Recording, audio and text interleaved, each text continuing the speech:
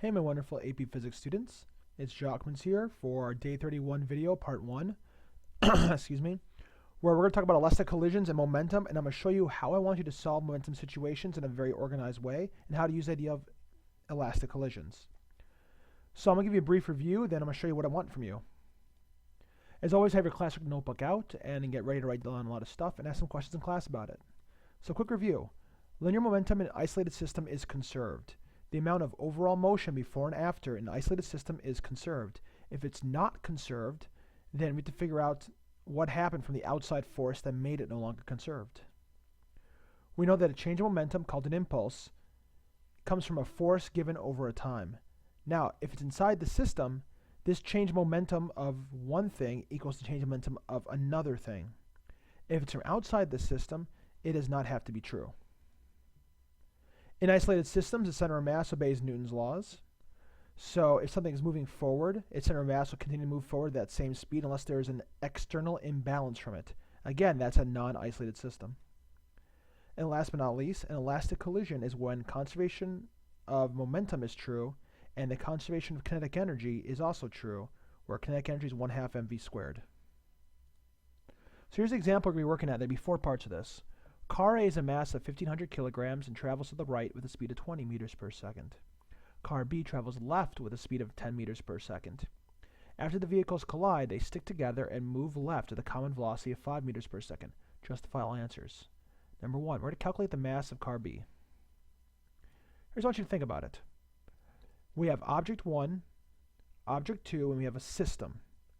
On the side, we have MVP, the mass, the velocity, momentum. Initially, the mass, the velocity, momentum, finally. So we're going to compare the momentums before and after and make sure they're the same. Again, this is an isolated system. So object 1 starts off at 1,500. That's its mass, it doesn't change. And it goes from 20 before to the right, which I said is positive, for a momentum of 30,000. Then afterward, it goes left, 5. I call that negative, with a negative momentum of this afterward. Object 2 has mass m. It's going negative 10, again, negatives left, so it has a momentum of negative 10m. Then afterwards, going the same speed, so they're both going negative 5, and it's got a momentum negative 5 afterward. The system momentum we don't know, but we don't know the number, I should say. But the system momentum before is just 30,000 plus negative 10m. The system momentum after is just these two values added up as well. So what I'm going to do is I'm going to say the total momentum before equals the total momentum afterward, and that's where it comes from. 30,000 plus negative 10 equals negative 7,500 plus negative 5. The momentum of both objects before equals the momentum of both objects after. This is an isolated system. Solving for the mass, I get 7,500 kilograms.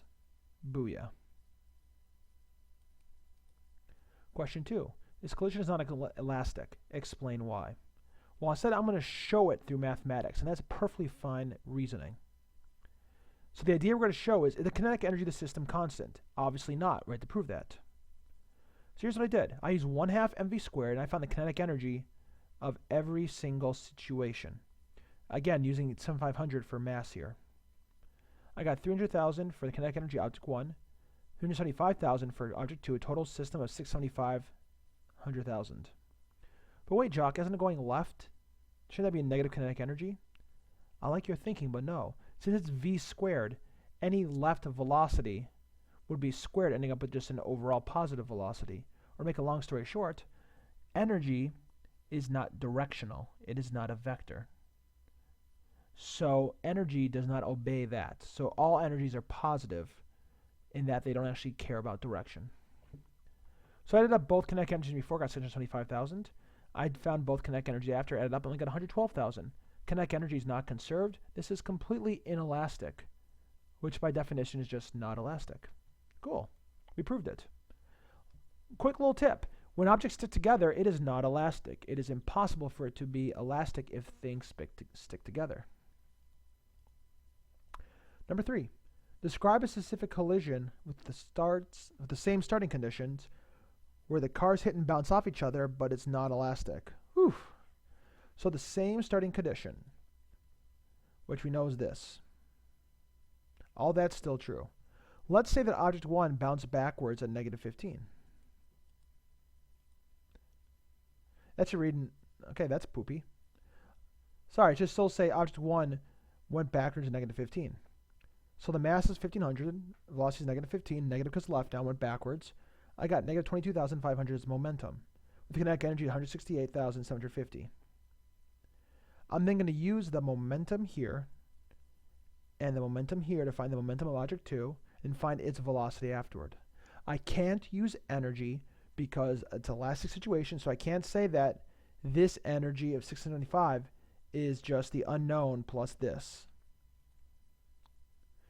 So I'm going to say that negative 22,500, the momentum of cart 1 be afterward, plus the unknown momentum of cart 2 afterward, equals total system momentum, which is always conserved in isolated systems. And I found the velocity to be 9. Plug that in, I find the kinetic energy, the momentum as well, just for the heck of it, and the total kinetic energy is 472. They both bounce off each other, which is why it's positive 9, not negative 9, which is nice the math works out. And I still find the kinetic energy decreased. Definitely inelastic. Last, after the collision cart B is at rest, is it elastic? Okay, let's write down what we know. The before situation doesn't change. After situation, object 2, momentum and kinetic energy is both 0 because it's not moving. So object 1 has got a total momentum of 45,000. And from that total momentum is all in object 1. I found the velocity to be 30. Using that fact, I then found the kinetic energy to be this value, which is the same compared to before. So in this case, it is elastic. There are no good hints here about when's elastic. It's more like figuring out it's not elastic.